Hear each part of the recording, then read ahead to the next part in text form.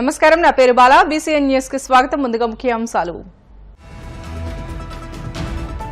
రాష్ట్రంలో అమల్లోకి ఉచిత ఇసుక విధానం, విధి విధానాలు ప్రకటించిన మంత్రి కొల్లు రవీంద్ర.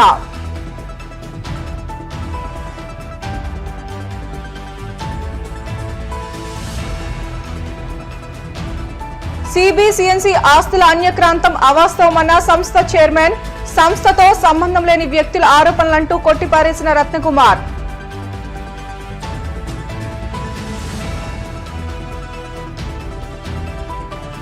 భాగ్యనగరంలో వైభవంగా ప్రారంభమైన బోనాల పండుగ. సికింద్రాబాద్ ఉజ్జయిని మహంకాళి ఆలయంలో ప్రత్యేక ఏర్పాట్లు.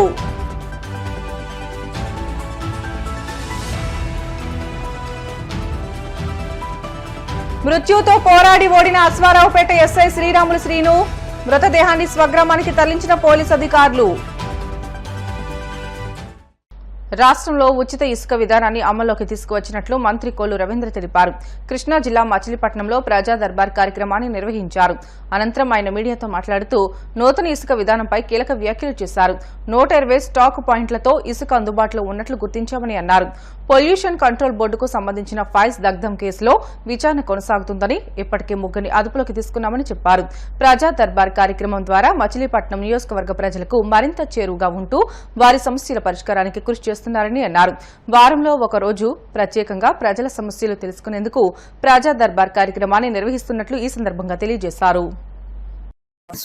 స్టాక్ పాయింట్స్ ఉన్నాయి. 120 స్టాక్ పాయింట్స్ ని వాళ్ళు ఐడెంటిఫై చేయడం. 120 స్టాక్ పాయింట్స్ లో ఇవాళ శాండ్ అవైలబుల్ ఉంది. అక్కడక్కడ ఉన్నటువంటి పరిస్థితులు బట్టి అది అక్కడ ఉన్నటువంటి ఏడీలు డీడీలు దాన్ని ఎస్టిమేట్ చేయడం జరిగింది. ఎంత ఉంది అనేది ముఖ్యమంత్రి గారి ఆదేశానుసారం రిలీజ్ చేయడం జరుగుతుంది.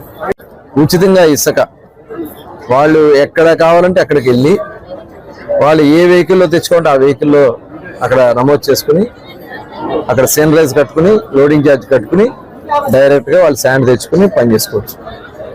గత ప్రభుత్వంలో అయితే ఆన్లైన్ లో కట్టాలి, వాడు ఎప్పుడు పిలుస్తాడో తెలీదు. సైట్ ఏమో ఉడికి అలా చిటుకుమని ఆన్ అయినది చిటుకుమని ఎగిరిపోయేది. ఈ బ్లాక్ మార్కెట్ లో ఎత్తుకోవాల్సినటువంటి పరిస్థితి వచ్చేది. 475 రూపాయలు టన్ ఇసుక 475 రూపాయలు కొనుక్కోవాల్సి వచ్చిన పరిస్థితి వచ్చేది. మరి ట్రాన్స్పోర్టేషన్ ఏమైనా ఎక్స్ట్రా. కానీ ఇవాళ ఒక్క పైసా కూడా ప్రభుత్వం వసూలు చేయకుండా ఫ్రీగా శాండ్ ఇస్తా ఉంది. కన్స్ట్రక్షన్ ఇవాళ చాలా వేగవంతంగా పరిగెత్తడానికి చాలా అవకాశాలు ఉన్నాయి. ఇది చాలా శుభపరిణామం కూడా తెలియజేసుకుంటూ వీడియో కాన్ఫరెన్స్ లో అధికారులందరూ కూడా ఇన్స్ట్రక్షన్స్ ఇవ్వడం జరిగింది. రీచ్ ఐడెంటిఫై చేశారు. దాదాపు 43 లక్షల టన్నుల శాండ్ ఇవాళ అవైలబుల్ గా ఉంది. ఇది కాకుండా నదుల్లో ఉన్నటువంటి ఏదైతే షిల్ట్ ఉందో ఆ షిల్ట్ కూడా తీసేదానికి అవకాశం ఉంది. మొత్తం 1 కోటి టన్నుల శాండ్ ని రాబోయే 3 నెలల్లో ప్రజలకు అందుబాటులో ఉంచాలనేది రాష్ట్ర ప్రభుత్వ లక్ష్యం. దానికి తగిన విధంగా అన్ని ఏర్పాట్లు కూడా చేయడం జరుగుతుంది. దాని మీద పోలీసు అధికారులు విచారణ చేస్తున్నారు. దాన్ని వేరే డిపార్ట్మెంట్స్ చూస్తున్నాయి. పొల్యూషన్ కంట్రోల్ బోర్డుకి సంబంధించింది, సమీర్ శర్మ గారికి సంబంధించినటువంటి వాళ్ళని చెప్పి వాళ్ళని ఇంట్రాగేట్ చేస్తున్నారు.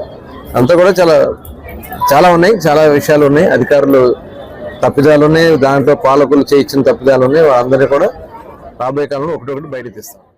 కాకినాడ జిల్లా అన్నవరంలో కొలువైన వీర వెంకట సత్యనారాయణ స్వామి దేవస్థానానికి అనకాపల్లి ఎంపీ సీఎం రమేష్ దంపతులు కుటుంబ సమేతంగా వచ్చి స్వామిని దర్శించుకున్నారు. అర్చకులు ఆలయ మర్యాదలతో స్వాగతం పలకగా ప్రత్యేక పూజల అనంతరం దామర్ల కృష్ణారావు శేష వస్త్రాన్ని ప్రసాదాన్ని అందజేశారు. క్రైస్తవ మిషనరీ సంస్థ కాకినాడ సిబిసిఎన్సి ఆస్తుల అన్యక్రాంతం విక్రయాలు జరుగుతున్నాయని, సంస్థకు సంబంధం లేని వ్యక్తులు చేస్తున్న ఆరోపణలు అవాస్తవమని సంస్థ చైర్మన్, విద్యా సంస్థల కరెస్పాండెంట్ ముత్తాబత్తుల రత్నకుమార్ పేర్కొన్నారు. సంస్థ కార్యాలయంలో ఏర్పాటు చేసిన మీడియా సమావేశంలో ఆయన మాట్లాడుతూ, ఇటీవలే సిబిసిఎన్సి సంస్థకు సంబంధం లేని కొంతమంది వ్యక్తులు వాట్సాప్ గ్రూపుల్లో అనేక పోస్టులు పెడుతున్నారని, పలు ప్రార్థనా మందిరాల్లో కరపత్రాలు కూడా పంపిణీ చేస్తున్నారని, దేశవ్యాప్తంగా అనేక విద్యా వైద్య సంస్థలు సిబిసిఎన్సి ఆధ్వర్యంలో నిరాటంకంగా నడుస్తున్నాయని అన్నారు. ఎక్కడో విదేశాల్లో ఉన్న వ్యక్తి చలో కాకినాడకు పిలుపునివ్వడం హాస్యాస్పదంగా ఉందని అన్నారు.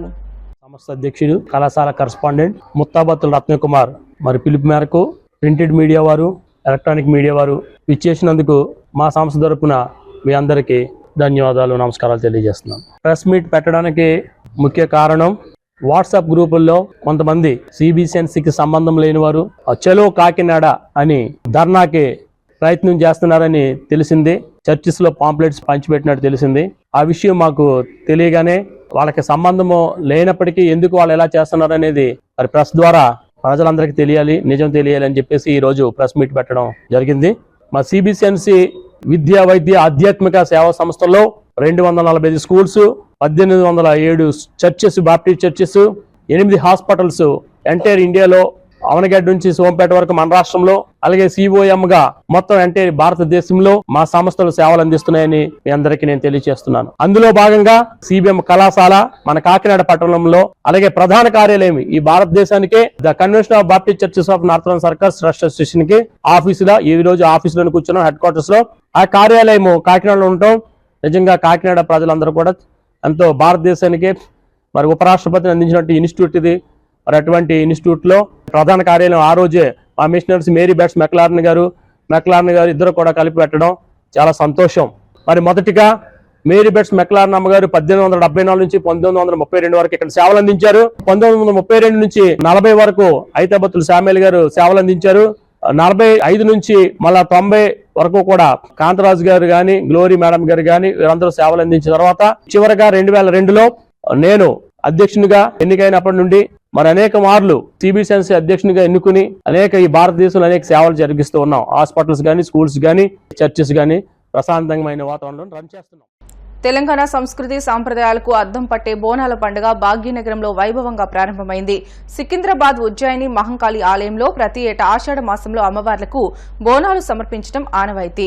ఈ నేపథ్యంలో మంత్రులు పొన్నం ప్రభాకర్ గౌడ్, సురేఖ ఆలయాన్ని సందర్శించి అమ్మవారికి ప్రత్యేక పూజలు నిర్వహించారు.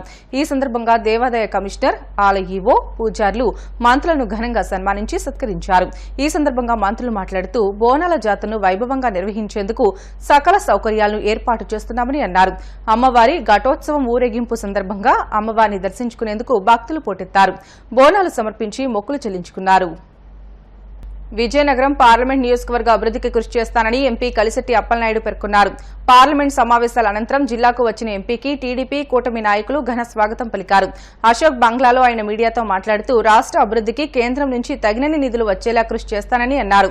సీఎం చంద్రబాబు, మాజీ మంత్రి అశోక్ గజపతిరాజు అడుగుజాడలో పయనిస్తానని చెప్పారు.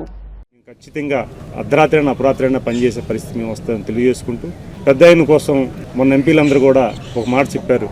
వారు నాయకత్వాన్ని కానీ, వారు నీతి పాలన కానీ, పరిపాలన కానీ ఒకసారి ప్రస్తావన చేస్తే నాకు చాలా గర్వపడుతున్నాను, ఆనందపడుతున్నాను. అలాగే చాలా బాధ్యత కూడా గుర్తుపెట్టుకున్నాను. ఎందుకంటే వారు సీనియర్స్ చాలా మంది మాజీ ఎంపీలు, కేంద్ర మంత్రులు కూడా అక్కడికి వచ్చి ఉన్నారు.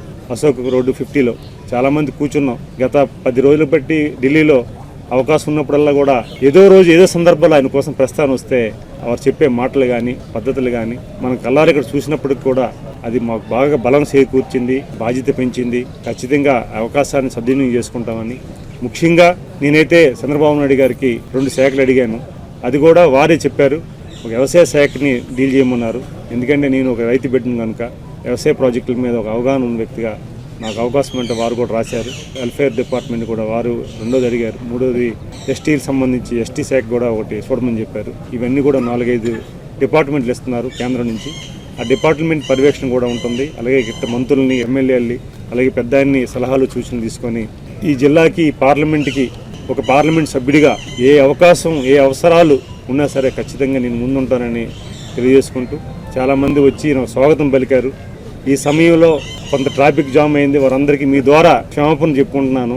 ఎందుకంటే చాలామంది ఇబ్బంది పడవచ్చు. నేను కూడా ఒకప్పుడు ప్రయాణికుడినే, నాకు కూడా ఇబ్బంది తెలుసు.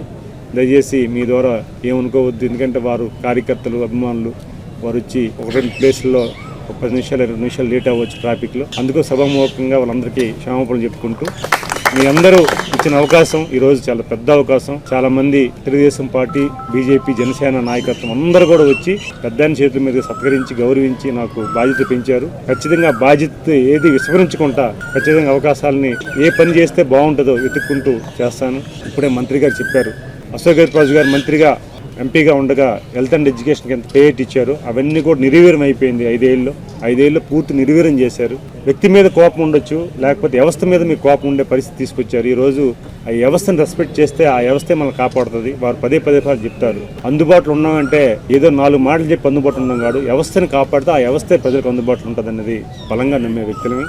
ఏదైతే చెప్తారో అవన్నీ కూడా మేము పాటించి ముందుకెళ్తామని తెలియజేసుకుంటూ మంచి కార్యక్రమాన్ని ఏర్పాటు చేసి గౌరవించినందుకు మరొకసారి నా తరపున, మా కుటుంబ సభ్యుల తరపున, అందరి తరపున పేరు పేరున హృదయపూర్వక నమస్కారాలు అందరికీ తెలియజేసుకుంటూ పెద్దవారు తెలియజేసుకుంటూ బెటల షార్ట్ బ్రేక్ తీసుకుందాం. Stay with us.